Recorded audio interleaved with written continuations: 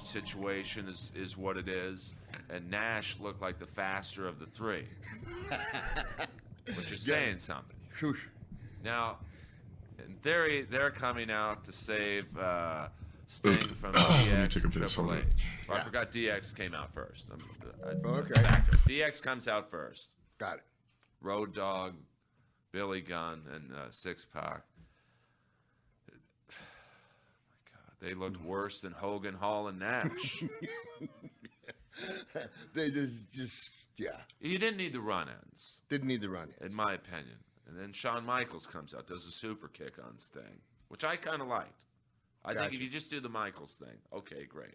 Yeah. Because Michaels and Sting, to my knowledge, had never been in a ring together. I don't think there was ever an opportunity. So you got it. Okay, so the weapons, wasn't there weapons brought down? Well, that's Triple H had the sledgehammer, Sting gets the bat, but here's the part that makes no sense at all, and you know this, being in WCW. Sting and the NWO Black and White were never fucking friends. No. They were never allies. Now, a lot of people, when I say that, come up to me and go, Earl, you know it's fictional, right? You know it's like, it's not real. Well, I tell you what.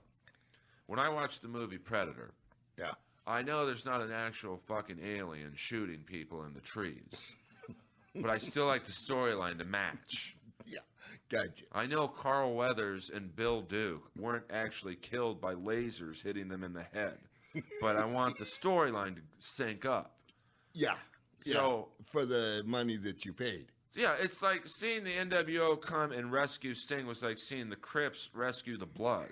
I got to take a break. We'll be right back to the Crips. Sting and the Bloods and the Crips somehow got in there. Well, I mean, the storyline, made absolutely no sense. I mean, you were in WCW when this was Lancaster all for real? I didn't know that, bro. Feuded consistently with the NWO Black and White. So them coming down to save him, it made no sense. And then Nash is fighting Shawn Michaels, who 20 hours earlier inducted him into the fucking Hall of Fame. So it's like... Yo, that is some wild-ass shit, bro. That is some wild-ass shit. Like, come on, man. Here's how I book it. Okay. And you've been a booker, I mean, to a degree. Yep. You tell me if this isn't the better. And so Triple H ends up winning. Okay. And how did he end up winning? Sting broke his sledgehammer in half, and then Sting went to give him the splash, and Triple H hit him with the end of the sledgehammer and knocked him out cold. That'll do that. But it's like, first of all, Triple H's character the next day, win or lose, is the same. He's the badass corporate, ruler of the company. So he didn't need to win. Nah. What you do is, what's better for business, Paul Levesque, is you build up Sting as this is the guy who beat Triple H. We want to see what happens next. Now, nobody gives a shit. Because the next night on Raw, 3-hour show. Yeah. So instead of an Adam Rose segment running around with bunnies, instead of, Sheamus with his spiky hairdo running around, you don't give Sting a segment. You have him go on after Raw on the network, which nobody watches. Sorry, Vince. I mean, the feed on the network is choppier than a dune buggy course. They have Sting in a segment with Bo Dallas. Like, who's so far off the radar. Bo Dallas. How much longer is he's not even I guess for you older fans, he's like an Iron Mike Sharp, Brooklyn Brawler, just some dude. Okay. And it's like, what? This is how you're going to rehabilitate him? And getting back to the match for 2 seconds, because I know she was a previous guest on your show. Another way they buried Sting, 20 minutes after the match, Triple H is in a suit, looking like he just got a manicure and facial, and they do the Rousey segment. So it's totally basically saying, that match I just had was no big deal. And now How do you rehabilitate Sting? Who do you put him in there with? Because now forever he's the guy who lost to Triple H, and you know it's just awful booking. I'm just surprised he signed up to, you know, for that script. Interesting. And does Sting have no more? So I don't know. He hasn't been on since that Bo Dallas segment on Monday Night Raw. So it's like, what'd you bring him in for? Yeah, so they could have used him much. Well, you put him in there against Orton, or you know, I love Seth Rollins. He's a great. He reminds me of you, like a Slippy. You're right, but I also believe, bro, that he's still a legend. Like the dude, you know what I'm saying? Like against him, or even Daniel Bryan. You know. Also Azrael, yeah, bro. You know, put him in there against a popular guy. Dean Ambrose. Dean Ambrose, who would do the bumps. I don't know, Francis. You know, I mean, I'm assuming Sting at 56 is, you know, not going to be able to do certain things anymore. You need to feed him. Although he did look for 50. I didn't like what they did to Sting, bro. That's some fucking garbage shit, bro.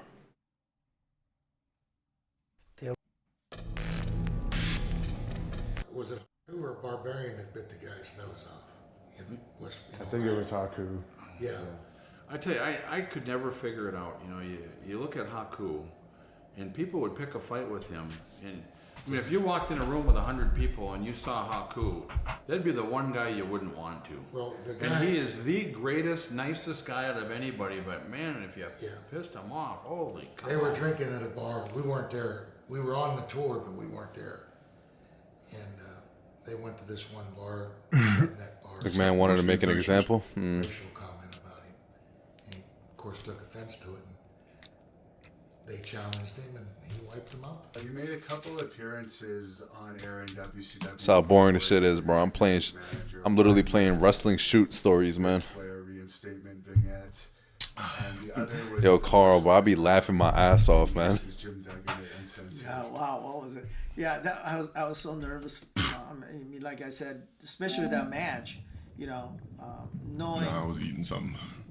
Meng, I mean, Haku is like, you know, he's legitimately the most scariest man in professional wrestling. Oh, John, you funny, bro.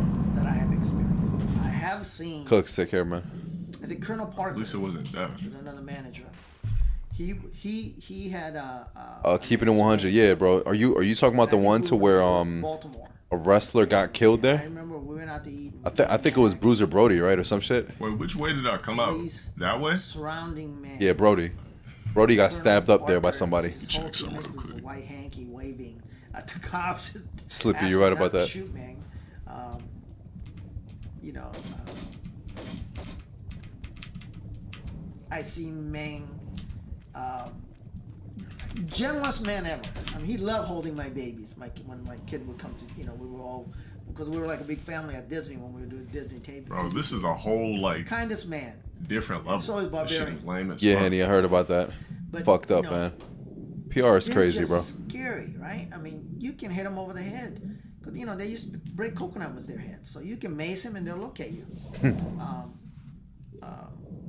I didn't experience this myself, but I do believe it's that incident in Baltimore that I was told, and I don't know this to be true, but other witness has told me that the female policeman had sprayed him with a mace. And Meng snatched that spray from the cop and sprayed himself. He gave it back to her. I mean, I'm gonna keep it honest. I ain't gonna do the rest of this shit tonight. That shit crazy as hell, bro. Bending over a guy over. I realized it was also 3 o'clock. And I think that was one of the Brian Knobbs' cousin or something. And Jackknife for real? you know, he had, you know, literally the death grip on this guy. Good shit, Dale. Yeah, Randy it's about to be Savage had 3. to calm Meng down and tell him he has got to go to his room now. I I'm out think this those bitch. guys are great I'll when they're catch you drinking. guys Maybe tomorrow. Are you fucking serious, bro? No, I'm not streaming until 4 tonight. I'm straight. He's not playing Tekken, man. You was finna sleep to it? Pretty sure there's other niggas you could watch live right now. Alright, we did about 7 hours. I'm gone. Catch you guys tomorrow. Wait, what the fuck was that noise?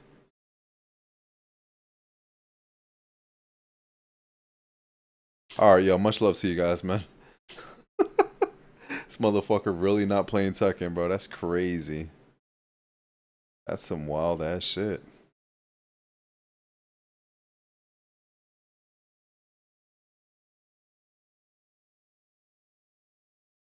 All right, y'all. See you guys.